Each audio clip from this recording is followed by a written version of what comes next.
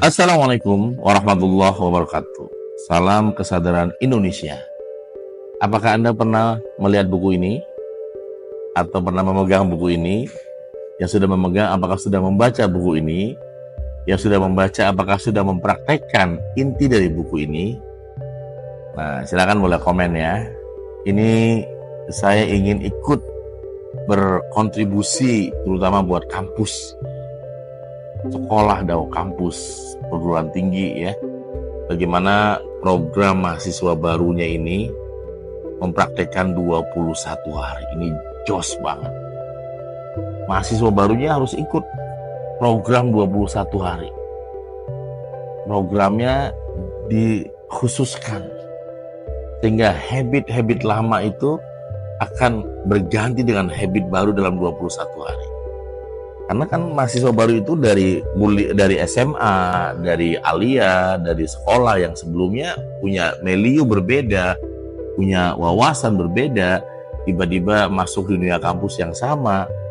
Ini kalau nggak di satu framingkan, satu understand semua, ini bisa akhirnya yang terjadi adalah lulusannya bisa beragam-ragam. Maka ini satu hal yang penting. Mahasiswa baru Anda yang baru saja diterima, Anda khususkan ikut program 21 hari. Ada dua opsi. Opsi pertama yang ideal itu adalah mereka diterbangkan di Nako Center, mereka menginap ya dan dibentuk selama 21 hari karakter di sini. Ya, bergelombang, bertahap. Yang kedua adalah diadakan di kampus atau sekolah Anda mempraktikkan 21 hari. Tapi tentu saja yang ideal ini lebih saya sarankan karena mereka dikondisikan 21 hari ada di sini ya.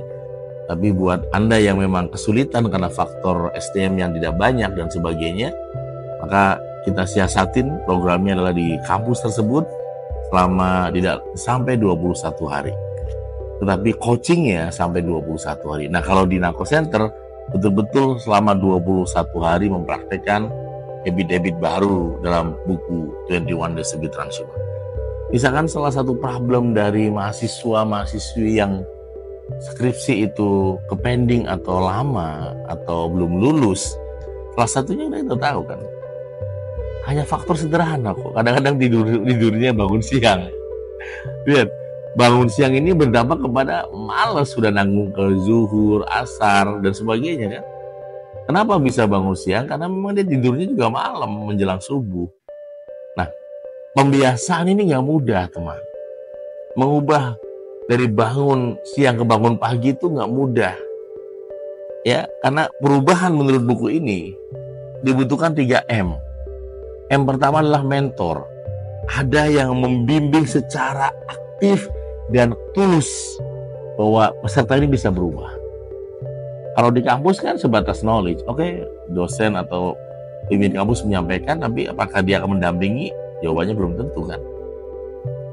Yang kedua ini adalah metode. Harus ada metode dalam 21 hari itu ngapain. Maka metode buku ini menyampaikan ada rumus yang namanya 3S tambah 1 jam silent dikali 21 hari. Dalam buku ini rumusnya. Ya. Dan yang ketiga, M yang ketiga adalah milieu atau lingkungan yang positif, lingkungan yang saling mendukung, yang saling berjuang untuk meraih masa depan yang lebih baik. Nah, ini bayangkan kalau mahasiswa dari awal sudah ke filter seperti itu, maka attitude-nya itu sudah luar biasa. Maka kampus itu mudah. Kampus itu tinggal menemani atau mendampingi mereka untuk menjadi yang terbaik.